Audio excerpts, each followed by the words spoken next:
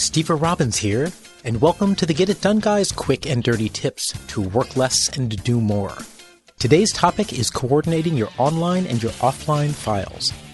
Rob writes in asking, what tips do you recommend for coordinating email, Word, and hard files, which all contain different documents on the same topic?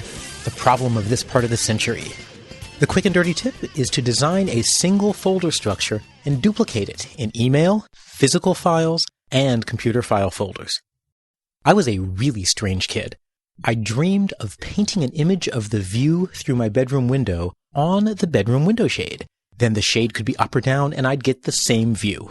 From childhood neurosis to personal management technique. Who'da thunk it? Because the best way to coordinate your online and offline files is to use the same folder structure everywhere. So it doesn't matter if you're wired or not.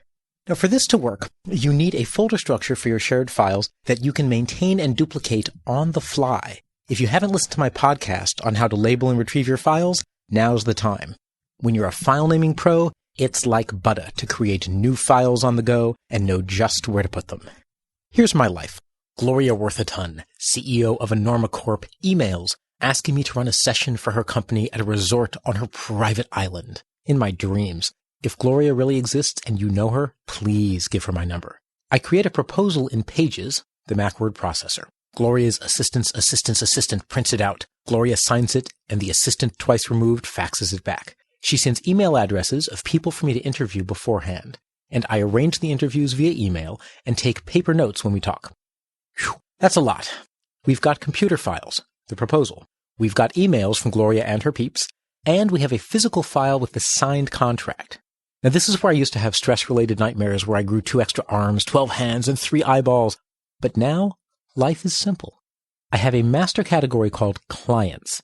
Each client has a subfolder inside Clients. When Gloria emailed, I created a Gloria Worthaton subfolder in my email program Clients folder. And poof, with a simple drag and drop, I file her email there. That's also where the interview scheduling emails went, and anything else I had to do by email.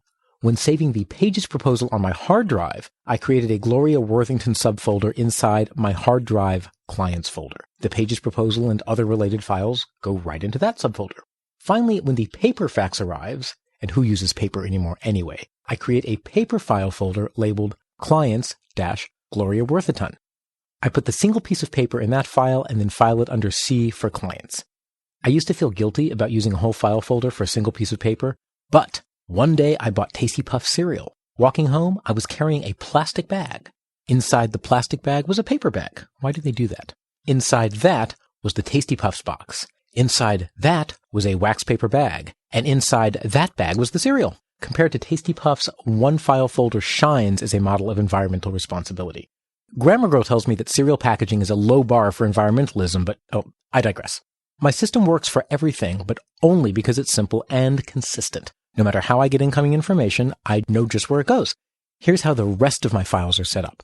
I have 6 master categories: Clients, Legal, Finance, Health, Home, and Reference. Clients has subfolders for each client. Under Legal, I have a Contracts subfolder.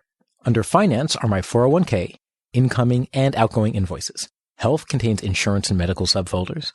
Home has receipts for when that new washer and dryer break. And Reference is for everything else. For example, that's where I put plans for workshops, etc. This episode's transcript has a PDF that lays all this out in neat graphical form. Download it from the website, and then you can send me supportive, encouraging feedback about my drawing skills, which I will file in my email under Health, Subfile, Mental Health, Subfile, Proof I'm Worthwhile After All. Now you aren't me, so instead of clients, you might have a master category of projects you're working on, or vendors you use, or significant others you're dating, whatever works for you. The system is simple enough that I can always create a new folder quickly and always put it in the same place. I just create the folder on my computer, in my email, or in my paper files, whatever's needed. It takes almost no effort to know where to put a file, and it keeps my online files and folders aligned with my offline life. And by the way, as a teaser, let me point out that in my office, I file the paper contract in 2 files, the Clients folder for Gloria and also my Contracts subfolder inside of Legal. I'll tell you how to pull off this trick in a future episode. To recap, keep your files in sync by creating the same folder structure everywhere. Make it simple enough that you can quickly create new files in the right place, and you'll know just where to put each incoming file. Please boost my ego by visiting getitdone.quickanddirtytips.com and downloading the filing system diagram I created at great personal risk to my ego.